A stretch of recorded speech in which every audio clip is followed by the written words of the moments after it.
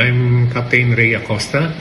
I was a former Air Force pilot and commercial helicopter and fixed-wing pilot. Matagal po ako sa Air Force. I joined the 15th Strike Wing, my first unit po. Doon po ako nagtagal. And afterwards, after how many years, when I was a captain, I left the Air Force and joined a corporate flying with DMCI noon. And after DMCI, join po ako sa Kingdom of Jesus Christ the Pastor Kibuloy and other companies later on. I used to fly CPR-RD po when we were in the military. When I was assigned here sa Mindanao before, when we were young officers, when as an Air Force pilot, may time na mga disaster and relief operation, lumilipad po kami nila former President PRRD. Nandito po ako para magsalita tungkol sa mga sinabi ni former Senator Trillanes na ang helicopter daw ng Kingdom ay pagmamayari ni PRRD, pinangalan lang sa Kingdom of Jesus Christ. At saka si General Torre na hindi daw capable ang Kingdom to buy those mga ganitong mga pangangailangan. Hindi ko po nakita yung mga statement nila at wala na rin ako interesting na makita. But I could say na hindi po totoo yan. Regarding doon sa helicopter ni Pastor Kibuloy, ako po ang unang naging piloto nila ng Kingdom, and I know for sure that yung helicopter na yan ay pinaghirapan. Hindi po ganun kadali bago nila nabili yan. Marami silang pinagdaanan at talagang pinag-ipunan nila yan. Parang bigay ng isang transportasyon para sa kanilang pastor. Hindi po ako member ng Kingdom of Jesus Christ the Pastor Kibuloy, but I'm hired as a professional pilot at mga iba pa dyan, ng mga lawyers at doctors at nurses siguro na nandoon pa. But directly involved lang po ako sa aviation. And I know for sure na talagang ang ownership ng helicopter na yan ay sa Kingdom. Bakit? Kasi po, pag ikaw po ang may-ari ng helicopter at alam mong ginagamit ng mga maraming tao yan, ikaw ay, you will go directly involved sa operation yan and maintenance yan, pati training ng mga pilots. You will make sure na talagang hindi magkakaroon ng problema yan. So, kung sinasabi mo kay PRRD yan, for sure, he will be sometimes calling me o Senator Bongo para sabihin, rating na mo yan, ayusin mo mabuti, baka may mangyari dyan, blah blah blah. So, to that effect, never po naging involved si former President Rodrigo Roa Duterte yan sa ownership ng helicopter na yan. At ang Kingdom, I know, ang mga tao dyan, ang katulong ko sa pag-maintain yung helicopter na yan. And they are so very proud of it when they bought it at na-maintain namin na maganda. So, meron pa rin, after me, umalis po ako sa Kingdom, may mga na-hire pa rin ng mga former Air Force pilot dyan na naging piloto dyan. At meron din isa, naging piloto nila, taga US Air Force. So, ang mga nag-hire nun po, si Pastor Kibuloy directly. And kaya po ako nandito para magsalita, para sabihin na hindi totoo yung mga sinabi ni Senator Trillanes, in fairness po sa mga taga-Kingdom. At I will know for sure kung sino may-ari niya. Ako pa yung nagsasalita dito kasi grabe ang pinagdadaanan ng Davao sa administrasyong ito. Lalo na nung sinugod nila yung Kingdom of Jesus Christ na isang religious organization, marami pong hindi natuwa at hindi po maganda sa mata ng mga taga-Davao at Mindanao at ang buong Pilipinas. So, sana po dinaan na lang sa magandang usapan at inayos. Kung inayos na lang magandang usapan, kung talagang may ibang hindi magandang purpose, talagang magkakagulo po talaga. At saka, yung helicopter na po yan, mas ginamit pa yan ni hinirap po pa rin yan ni mas marami pang beses na gamit yan ni ng ibang mga senator. At saka si Secretary Gibo, nagamit din yan. Kami lumipad noon. Pinahiram ni Pastor Kibuloy. Kay Pastor po talaga yan sa Kingdom. Gamit po nila pang personal nila yan. Pamperi ng mga tao nila at pamperi ng mga gamit.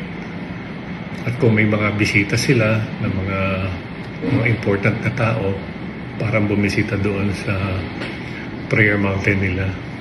Nakita ko, kaya po ako nagsalita dito kasi nakita ko si Sister Nelly Lisada at saka si Attorney Torion doon sa SMNI. And I think, sabi ko, this is the time for me to talk about this, to give justice naman sa mga taga-Kingdom. And I do support people from the Kingdom of Jesus Christ. Maayos po ang mga organisasyon na yan at hindi po dapat babuyin. Marami pong salamat. Sana maayos itong discussion na to tungkol dyan sa pagmamayari ng helicopter na yan. At ang mga iba pang mga property ng Kingdom. Ang property ng Kingdom ay sa Kingdom. At walang may ibang may-ari niyan. Ang may-ari niyan ay ang mga tao na member ng Kingdom of Jesus Christ. Alright, magre-reaction tayo dito mga kababayan sa paglantad or paglabas ni Pilot Ray Acosta, isa sa mga dating piloto na nagtrabaho dito kay Pastor Kibuloy sa KOJC at isa rin po siyang dating Air Force mga kababayan bago pa po siya pumasok dito sa mga corporate na mga pagpipiloto niya sa mga private companies at sinabi niya na hindi po pagmamayari ni dating Pangulong Duterte itong mga sinasabi ni Antonio Trillanes na si PRRD daw ang may-ari ng helicopter at jet ng KOJC at sinabi niya na ito ay pagmamayari ng Kingdom of Jesus Christ pinaghihirapan ng lahat ng mga membro ng KOJC at kanya pong pinaliwanag na pati pala si Gibo Chidoro mga kababayan ay nakasakay or pinasakay, pinagamit yung helicopter ni Pastor Kibuloy dito kay Gibo Chidoro noong una at pati mga senador, although hindi po niya pinangalanan kung sino-sino itong mga senador na nakasakay dito sa helicopter ni Pastor Kibuloy mga kababayan. So balik tayo dito sa paratang ni Trillanes dati pa naman na talagang very critical talaga to si Trillanes Ang dami niyang mga paratang dito kay Pangulong Duterte, yung mga nakaw na yaman daw, drug lord, protector ng drug lord at kung ano-ano pang mga paratang at palibasa hindi kasi kinakasuhan itong si Trillanes kaya talagang patuloy yung kanyang mga pinagsasabi dito sa media yung mga paratang na patungkol dito sa mga Duterte at meron pong statement dito si Attorney Paulo Panelo pala mga kababayan na bago pa nila dinala sa dahig si Pangulong Duterte ay meron na pala silang plano sanang kakasuhan itong si Trillanes dito sa kanyang mga bentang at nagkataon na dinala nila si PRRD doon sa dahig at medyo na busy po sila at hindi na po nila nakasuhan mga kababayan itong si Trillanes pero sa sunod na mga araw yata ay magfa-file po, meron po silang case build up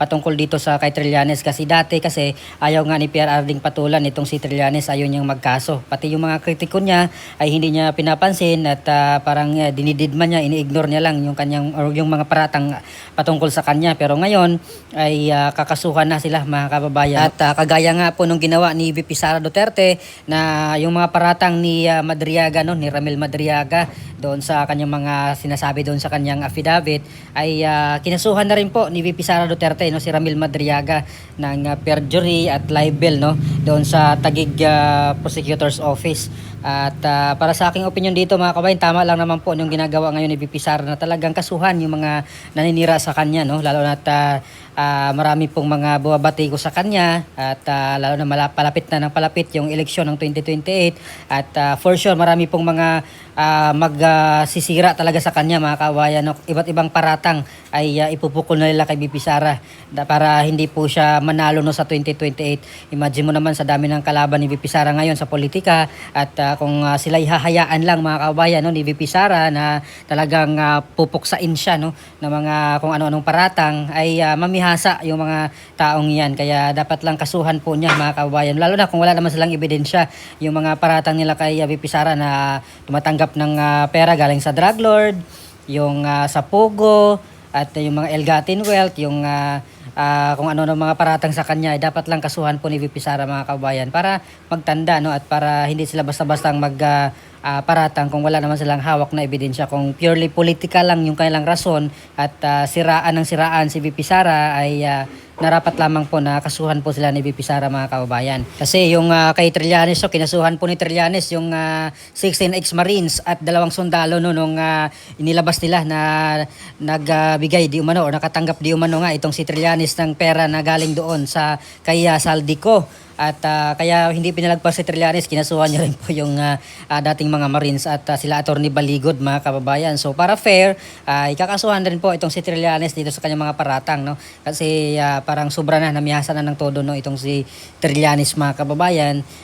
Noon pa man no, nung panahon ni Pangulong Duterte talaga ay dami niyang mga inaakusa na mga nakaw na yaman, bilyonaryo daw itong si Pangulong Duterte, at ngayon itong helicopters at private jet ng KOJC no ni Pastor Kibuloy at ng mga members ng Kingdom of Jesus Christ ay sinabi niya na kay Pangulong Duterte di umano, pamamayari di umano ni Pangulong Duterte yung mga helicopter o yung air assets ng KOJC mga kababayan. So unfair naman yon sa taga KOJC no, na sila po yung naghirap yung pambili ng mga assets na iyan, air assets na iyan. At sinabi niya na kay Pangulong Duterte pala yun, pinangalan lang doon sa kanila sa KOJC. So unfair yun sa mga talagang nagsakripisyo para mabili yung mga helicopter na iyan mga kababayan. At dahil lang dito sa politika ay nadadawit po yung properties no ng KOJC mga kababayan. Hindi mo po sila politiko no, mga private organization po sila, private religious organization, at pilit lang na kaladkad ngayon mga kababayan dahil dito sa politika mga kababayan, na kung saan ay natandaan natin na talagang kalbaryo rin po yung kanilang naranasan noong mga panahon na ni-raid po sila no ng kapulisan doon sa KOJC. So ang iba siguro doon ay hindi pa naka-move on mga kababayan doon sa pangyayaring iyon dahil hindi po sila sanay na talagang papasukin sila ng mga pulis na mga armado. Yung iba siguro doon ay hindi pa talaga naka-move on mga kababayan doon sa nangyaring bangungot na iyon no. So ano po masasabi niyo dito mga kababayan sa paglantad no ng dating piloto na nagtrabaho sa KOJC na pinabulaanan niya itong mga paratang ni Trillanes na pagmamayari ni dating Pangulong Duterte, itong mga helicopter or yung private jet na pagmamayari ng KOJC. So please comment down below. Maraming salamat. God bless po sa ating lahat.